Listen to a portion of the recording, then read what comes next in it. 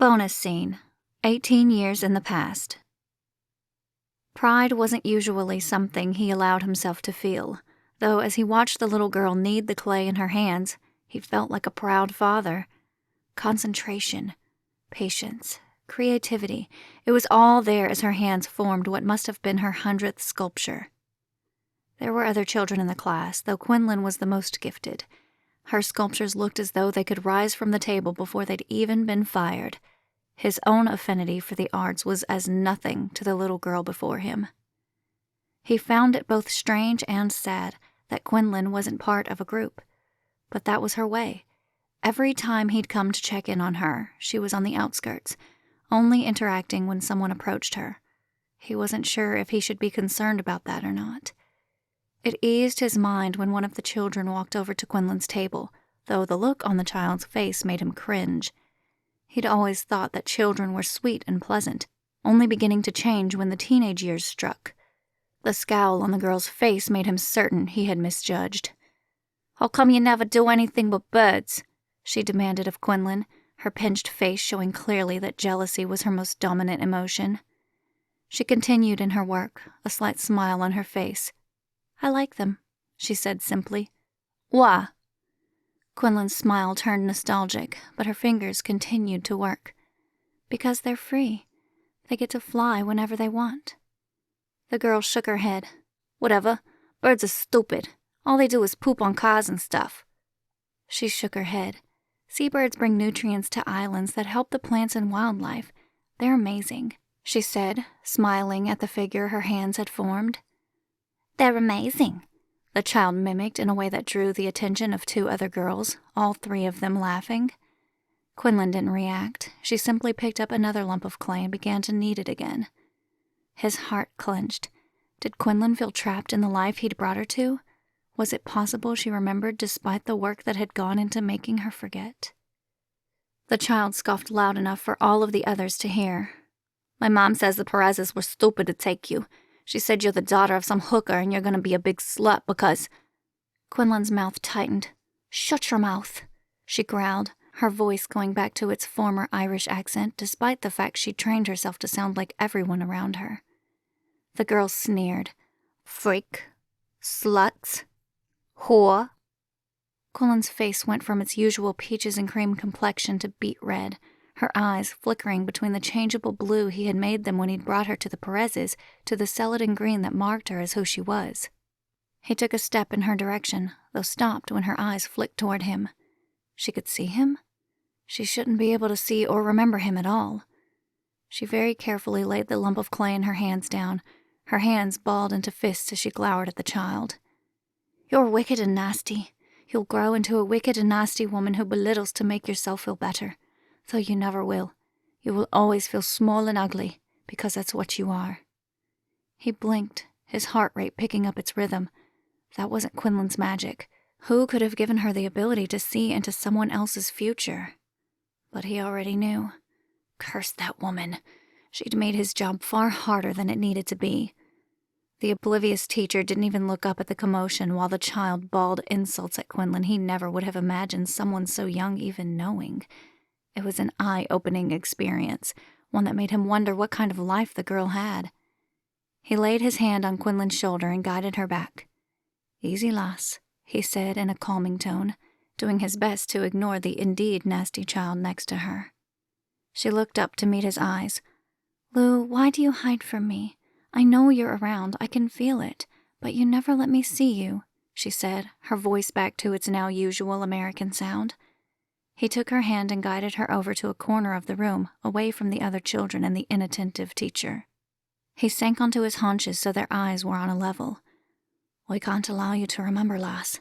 I can't explain it to you, but I will not forget," she stated, folding her arms in a petulant pose. He shook his head. "Little sister, you are not my brother." Lou raised his brows. "Not by blood, but as you know, blood doesn't make a person your family. It's love and shared experiences. I love you, as though you were my sister, and I love your mother and father in the same way. They took me in as the Perezes did with you. They love me as the Perezes love you." Tears filled her eyes and her bottom lip wobbled. "Please, Lou, Don't make me forget. Please, I promise I won't tell anybody, but I don't want to forget Mother and Father. Please." And a single tear slid its way down her cheek. Lou wiped the tear away and leaned in to hug her. "We must, Quinlan. When the time is right, you'll remember, and your mum and dad will be proud to know you did what was right, even though you didn't wish to." She clung to him for a moment before she took a step back, her head tipped to the side. "We'll be friends in the future, but I don't call you Lou. I call you something else." He pressed his lips together. "Aye, lass, I go by a different name in this world, and I'm sure we'll be friends. We already are," he said, a lump in his throat as he took Manannan McLear's cloak from his shoulders and shook it. It annoyed him to watch Quinlan's eyes fog over, the mist he'd placed around her memories taking away everything other than her life in New York. He hated being responsible for such things, but he was the only one who could. She was the most powerful of her kind that had been born in millennia. The fact he'd been able to keep her from shifting forms, or worse still, use the voice, was something to be celebrated. It took immense power to keep her from sensing her own magic. He knew she'd been trained by one of the druids, and there was no chance he'd be able to block whatever abilities they'd given her. Sometimes he felt as though it was all too much. Quinlan was a little girl, a demigod, yes, but still a child. She deserved to have a life free of the horrors she'd already endured and would endure in the future. He watched for a few moments as she went back to her sculpture and blissfully ignored the nasty child next to her. His sense of pride reemerged, though he also felt concern. Perhaps he should check in on the child's home life. It was possible the girl was just mean, but he had a feeling there was more to her story. When he got outside, he let out a loud whistle, smiling when his dog bounded up to him. Fermac was a huge beast, though was able to remain out of sight because of the mist created by the cloak. None of the humans had even heard his whistle. He'd always found it strange the way humans simply blocked out everything they didn't understand. Some of them did have the traces of magic, but they were shunned, looked upon as delusional or simply as liars. Some of them did have the ability to see, though they were so few and far between that he didn't concern himself over them. All he did was crouch down next to his dog and run his hand over the beast's ears. "Keep an eye on her for me, Fermac," he told the dog, all too aware of how much the animal loved Quinlan. The dog bounded into the building, unhindered by doors or even walls. He'd never fully grasped just how powerful the hound whelp was, yet nothing surprised him either. Fermac was the master of all animals, so he had no real idea what else his dog was master of. He turned away, lifting his hand to call a cab. It was a lesson in patience traveling in New York, but he'd gotten used to it in most cases. Passing through the Vale wasn't an option since the Valemen had sworn to kill everyone associated with Manannan McLear. "Central Park West," he told the cab driver, his eyes fixed on the sky that could barely be seen out of the car's window. Since the cabbie was focused on listening to a baseball game, he didn't bother with conversation. Instead, he drove like the werewolves of Ossory were on their trail. It was a harrowing experience, though one he enjoyed for the simple excitement it afforded. He smiled and tipped the cab driver well when he got out. It made him grin when the man peeled out without any acknowledgement of him in the least. He couldn't help but like the guy, despite his unfriendly tendencies. He looked around with a small shake of his head. He'd always found Central Park odd. The sprawling landscape in the center of one of the largest cities in the world wasn't something he'd been able to understand. He walked briskly down the path with his phone pressed to his ear. He didn't need it, but it was good cover. No one noticed a man talking on his phone, or at least far fewer people noticed. "Carnunos," he said, calling on the birds in the trees all around to bring the god of the hunt to him. He knew the lazy hole would make him wait, so he simply walked, enjoying the sights of nature in the midst of that enormous city. He preferred the quieter parks near Dublin when he was in the human realm, though mostly he preferred Amena Blatch. It was home to him. The things the prophet had seen nagged at him. He knew something terrible was coming, though they had time to prepare. Or he hoped they did. They'd already gotten Quinlan away, hiding her so efficiently that even her parents didn't know where she was. He was the only one who knew. Or that had been true until he'd sensed Liban's power around the girl. Now he had to find the woman and figure out what her game was. He'd never been able to understand the differences between Liban and Fand. They were like night and day, though sometimes he wondered if that was true at all. He stopped in his tracks when he saw a man in a horned helm and loincloth marching toward him down that same path. As he looked around, it was clear to him that there really hadn't been a need for the god to hide. New Yorkers were used to pretty much everything. No one even appeared to notice the god's strange appearance. He stood with his arms folded, waiting while Cernunnos advanced on him. "Lou, how lovely to see you, my lad," he boomed as he stopped before him, bowing low in his usual overdone manner. He nodded in greeting. "I need you to use your tracking ability to find someone for me. And yes, Cernunnos, this means that I will owe you," he said in an impatient tone. The god roared with laughter. "Dear lad, you must be desperate if you're calling on me with the offering of a favour." "Do we have an agreement?" he snapped. "No, my lad, we do not. You see, Balor was a ghoul, it's true, but the fact you killed him, your own ruddy father, it irks me." He ignored the images that floated their way through his mind, folding his arms defensively. "Would you have been as angry with him if he'd managed to kill me in that battle?" he asked, feeling no guilt in the least for that death. Cernunnos considered for a moment before he let out a long sigh. "I see your meaning, laddie. Balor was a difficult man, that is certain." He didn't respond. All he did was stand and wait. "All right, Lou, my lad." He paused, his head tipped to the side. "Or must I call you Shane, since this is the name the humans know you by?" He shrugged. "I answer to both," he said, and held out his hand. "I need to find the sister of Fand. If you can find her for me, I will do a favour for you in future." "And if I don't, will you kill me, lad?" "No, Cernunnos, I won't. But I might kill you if you don't stop calling me lad." He threw his head back in a loud laugh. "Dear boy, I have been part of this world since the beginning of time. You have been here for mere centuries." "Centuries of life don't grant me manhood." "No, my lad, they do not." Lou snorted out a laugh. "Fine, call me what you will, but tell me, will you find Liban for me?" "I will find my lovely Liban for you," he drawled. He raised his brows. "So, where is she?" "Behind you," Cernunnos intoned with a sly smirk, and vanished from view.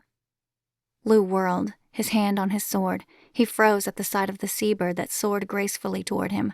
She was, like her sister, a glorious sight to behold. She was in the form of an Atlantic puffin, her orange beak showing clearly that she hadn't yet found a mate.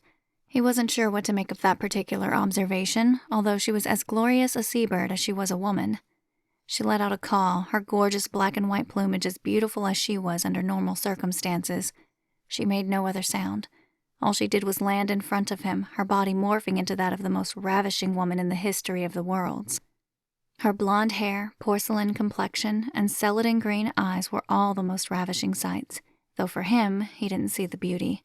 What he saw was the cold look on her beautiful face. He wasn't sure what to make of that expression, yet it made him feel far more cautious than he would normally have been. "Lou," she purred and stepped closer to him. "Liban," he responded, contempt in his tone.